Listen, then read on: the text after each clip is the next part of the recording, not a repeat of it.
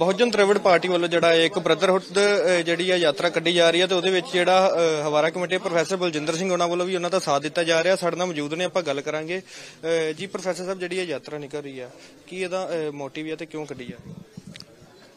ये यात्रा बेगमपुरा भारत ब्रदरहुड यात्रा है और बेगमपुरा दा कॉन्सैप्ट श्री गुरु ग्रंथ साहिब तो भगत रविदास जी की बाणी चो लिता गया है, जिहदा मतलब है कि एक ऐसे समाज, ऐसी सोसाइटी दी रीस्ट्रक्चरिंग करनी, ऐसा समाज जी बनाना जिस समाज दे विच इक्वलिटी होएगी, नो डिस्क्रिमिनेशन एंड सफरिंग्स जिहड़ियां ने वो माइनस हो जाणगियां सारियां।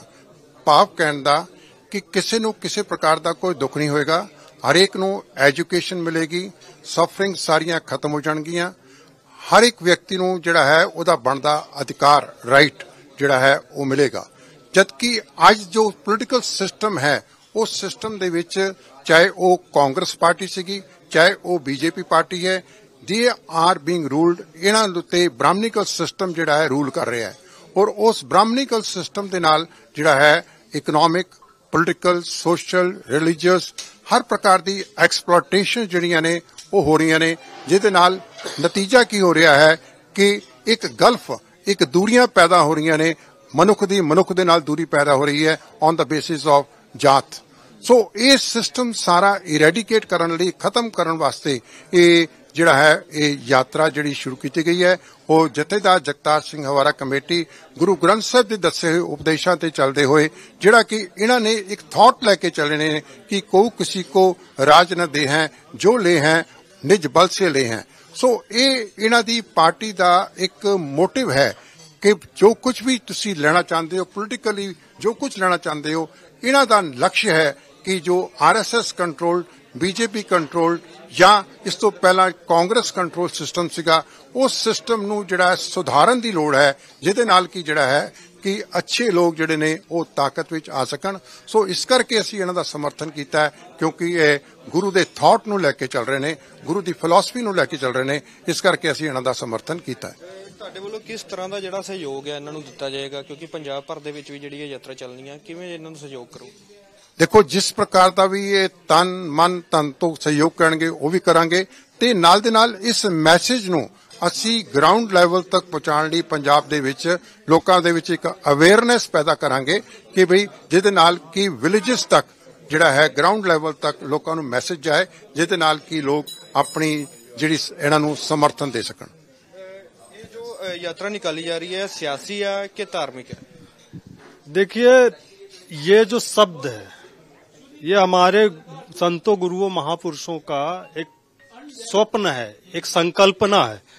आज देश में लोकतंत्र है, लोकतंत्र में जो डिसीजन मेकिंग है वो शासन होता, सत्ता होती है। तो अगर हमें भारत को गुरुओं, संतों, गुरुओं, महापुरुषों के विचार के हिसाब से भारत बनाना है, तो उसका एक ही रास्ता है, तंत्र जो लोकतंत्र है उसके थ्रू आप बना सकते हो। तो इस पर्पज से आप इसको राजनीतिक समझ लो। अगर लोगों को हम मानवतावादी विचार दे रहे हैं तो उसको आध्यात्मिक समझ सकते हो, धार्मिक समझ सकते हो। कुल मिला के ये जो यात्रा का विजन है, ये सामाजिक, आर्थिक, धार्मिक, राजनीतिक सारे जो चीजें हैं वो अपने आप में समाहित है। तो यात्रा है कित्थों शुरू होएगी ते कित्थे जाके समाप्त होएगी? ये जो यात्रा है 20 जनवरी 2023 से तख्त श्री पटना साहिब, ये गुरु गोविंद सिंह जी का जन्म स्थान बिहार है, वहां से शुरू होके और 55 दिन बाद आनंदपुर साहिब जो जहां खालसा पंथ की स्थापना हुई वहां पे समापन होगा इसका। इस बीच यात्रा 20 राज्य और 4 केंद्र शासित प्रदेशों पे ये चलेगी प्रस्थान। ਆਪਾਂ ਕੁਝ ਸਵਾਲ ਜੋ ਹੈ ਪ੍ਰੋਫੈਸਰ ਸਾਹਿਬ ਤੋਂ ਵੀ ਲਵਾਂਗੇ। ਪ੍ਰੋਫੈਸਰ ਸਾਹਿਬ, ਇਹ ਜਿੱਦਾਂ ਯਾਤਰਾ ਆ ਸਿਆਸੀ ਤੌਰ ਦੇ ਉੱਤੇ ਵੀ ਇਹ ਮਤਲਬ ਚੱਲੇਗੀ ਤੇ ਧਾਰਮਿਕ ਤੌਰ ਤੇ ਵੀ ਕਿਵੇਂ ਵੇਖਦੇ ਜੇ ਦੋਵੇਂ ਚੀਜ਼ਾਂ?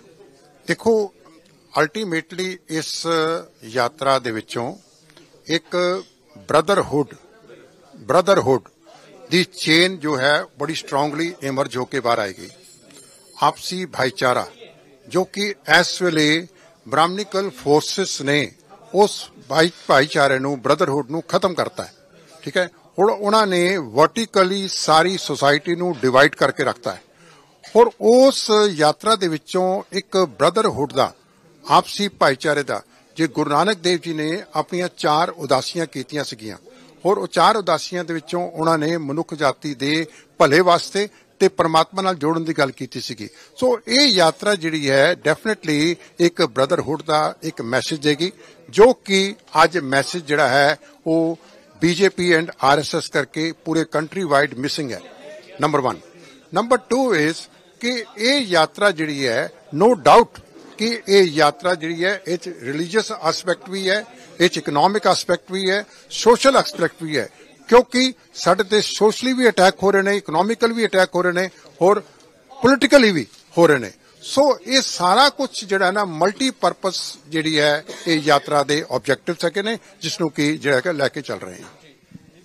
ਜਿੱਦਾਂ ਤੁਸੀਂ ਦੇਖਿਆ ਜੋ ਪ੍ਰੋਫੈਸਰ ਬਲਜਿੰਦਰ ਸਿੰਘ ਹੁਣਾਂ ਦਾ ਕਹਿਣਾ ਹੈ ਕਿ ਜਿਹੜੀ ਇੱਕ ਯਾਤਰਾ ਆ 20 ਜਨਵਰੀ ਤੋਂ ਜਿਹੜੀ ਸ਼ੁਰੂ ਹੋ ਕੇ ਜਿਹੜੀ ਆ ਉਹ ਜਿਹੜੀ ਆਨੰਦਪੁਰ ਸਾਹਿਬ ਜਾ ਕੇ ਜਿਹੜੀ ਆ ਸਮਾਪਤ ਹੋਏਗੀ ਤੇ ਇਸ ਯਾਤਰਾ ਦਾ ਮੇਨ ਵਿਸ਼ਾ ਜਿਹੜਾ ਆ ਸਿਆਸੀ ਵੀ ਆ ਤੇ ਧਰਮੀ ਵੀ ਆ, ਕਿਉਂਕਿ ਦੋਵਾਂ ਚੀਜ਼ਾਂ ਨੂੰ ਲੈ ਕੇ ਜਿਹੜਾ ਯਾਤਰਾ ਹੋਏਗੀ। ਬ੍ਰਦਰਹੁੱਡ ਜੋ ਹੈ ਯਾਤਰਾ ਦਾ ਇੱਕ ਨਾਮ ਹੋਏਗਾ, ਜਿਸ ਤੋਂ ਲੈ ਕੇ ਜਿਹੜਾ ਯਾਤਰਾ ਪਟਨਾ ਸਾਹਿਬ ਤੋਂ ਜੇ ਸ਼ੁਰੂ ਹੋ ਕੇ ਆਨੰਦਪੁਰ ਸਾਹਿਬ ਜਾ ਕੇ ਖਤਮ ਹੋਏਗੀ।